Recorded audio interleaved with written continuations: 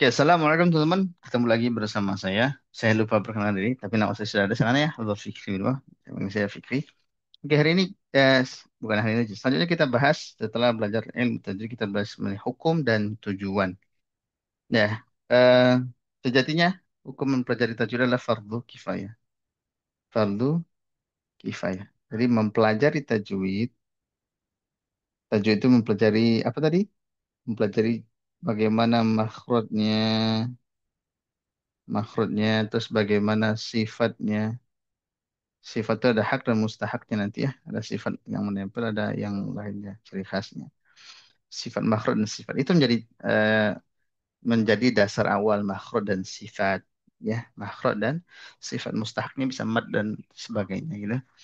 Hukum belajar tajwid itu hukum pelajari makhraj dan sifat itu fardu kifayah. Tapi yang perlu diingat adalah menerapkan tajwid dalam membaca Al-Quran adalah fardu ain. Karena fardu kifayah itu sifatnya kalau udah ada orang yang menggantikan maka yang lain tergugur kewajibannya. Maka kalau menerapkan ilmu tajwid dalam baca Al-Quran hukumnya fardu ain karena nanti bisa jadi ada lahan. Nanti kita bahas mengenai lahannya. Bahkan bisa merubah arti dan sebagainya. Jadi kalau ingin teman-teman ingin membaca Al-Quran, maka hukumnya fardu ain. Makanya antum di Indonesia itu belajar tahsin ini, belajar tajwid ini. Tajwid dan tahsin sama ya, kita sepakat itu. Belajar bagaimana tajwid ini, bagaimana tahsin ini ya. Pokoknya fardu ain. Kalau fardu ain sifatnya wajib pribadi masing-masing. Kan baca Quran nggak bisa diwakili ya.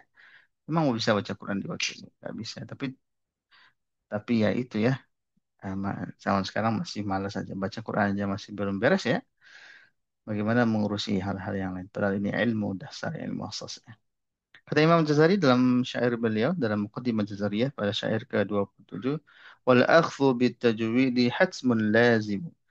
Mengamalkan tajwid hukumnya wajib secara mutlak bagi setiap muslim mukallaf. Man lam yusahhihil Qur'ana atau Qur'ana asim. Ada Qur'ana, ada Qur'ana ya dalam syairnya.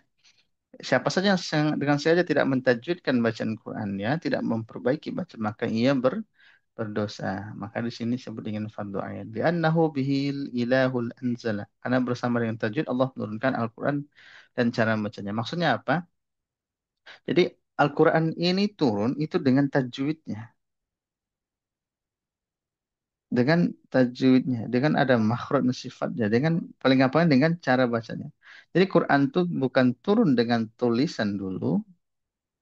Tapi turun dengan lisan. Antum ingat pertama turun kan ada surah Al-Alaq. Ada tulisan Iqra. Bacalah. Kan baca lisan. Jadi Quran itu turun bukan dengan tulisan. Bukan seperti yang Quran kita lihat sekarang. Tetapi turunnya bil qaul. Bil lisan. Dengan perkataan, dengan lisan. Makanya li'annahu bihil ilahul anzalah. Karena bersama dengan tajwid Allah menurunkan Al-Quran. Dan cara membacanya. Gitu. Jadi nggak bisa nggak kalau meninggalkan tajwid terus baca Quran nggak bisa. Makanya disebut dengan fardu ain. Wa hakadza minhu ilaina wasalah. Dan sepertilah dan begitu juga bersama dengan tajwid Al-Quran dan cara membaca sampai kepada kita. Maksudnya apa? Ada Rasulullah SAW mengajarkan para sahabat, sahabat mengajarkan murid-muridnya, muridnya mengajarkan sampai akhirnya kita kenal dengan sanad Quran. Dan sekarang juga ada sanad tahsin pada kita Muqaddimah Jazariyah, Tuhfatul Atfal dan sanad-sanad lainnya ya. Salsabil Syafi'i juga ada ya. Jadi banyak sekarang itu untuk yang ini maksudnya wahakadza minhu ilaina wasalah. Jadi sampai kepada kita itu berupa bacaan, berupa bacaan. Yang bacaan itu ada makhraj, ada aturannya. Wa huwa aidan hilyatut tilawah. Dan tajwid itu juga merupakan penghias bacaan Al-Quran wa zinatul ada'i wal qiraah. Ya baik itu saat tilawah wazinah itu perhiasan ya. Hilwiyatut tilawah wazinatul ada'i wal qiraah. Ada tilawah itu seperti tadarus, baca Al-Quran seperti yang kita baca sehari-hari.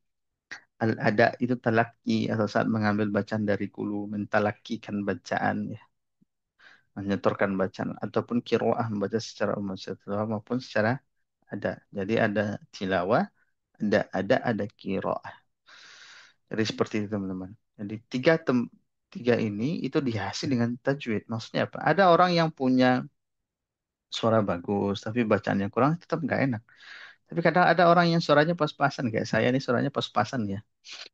Itu alhamdulillah dengan biiznillah dengan izin Allah itu akan terasa enaknya kalau ketika membaca Al-Qur'an. Ya, kalau kita bahas lebih lanjut ada dalil dari firman Allah Subhanahu wa taala dalam surah Al-Muzammil pada ayat keempat a'udzubillahi minasyaitonir rajim au zid 'alaihi warattilil qur'ana tartila.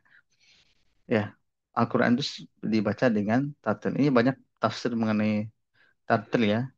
Tartil membaca Al-Quran. Ya, tartil itu intinya memperbagus bacaan tajwid. Bukan tartil itu irama ya. Itu salah besar ya. Irama Syekh Mishari atau irama Ros nanti atau irama Kurdi atau nanti irama Jiharka. Bismillahirrahmanirrahim. Nah, irama itu bukan disebut dengan tartil. Tartil itu adalah ya tajwid. Memperbagus bacaan itu yang mana tartil ya. Tartil itu bisa dapat meminimalkan kesalahan karena nanti bisa tidak salah makhraj dan sebagainya. Terus ya tadi memperintah bacaan sesuai dengan dalil yang disampaikan oleh Imam Ghazali dan sebagainya. Allahu a'lam bishawab. Mungkin itu pembahasan tentang hukum. Kita ulang, kita balik ke atas. Bagaimana hukum tajwid tadi? Hukumnya ada dua. Kalau belajarnya itu fardu kifayah. Tapi kalau antum ingin membaca Al-Quran, maka hukumnya fardu ain ketika membaca Al-Quran. Wajib wajib masing-masing untuk belajar tajwid.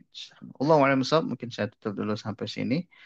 Eh, Semoga antum semua paham dengan apa yang saya sampaikan. Intinya ada fardu kifayah dan fardu. Intinya kalau antum ingin baca Quran, maka antum harus belajar apa itu tajwid. Allah a'lam bishawab. Assalamualaikum warahmatullahi wabarakatuh.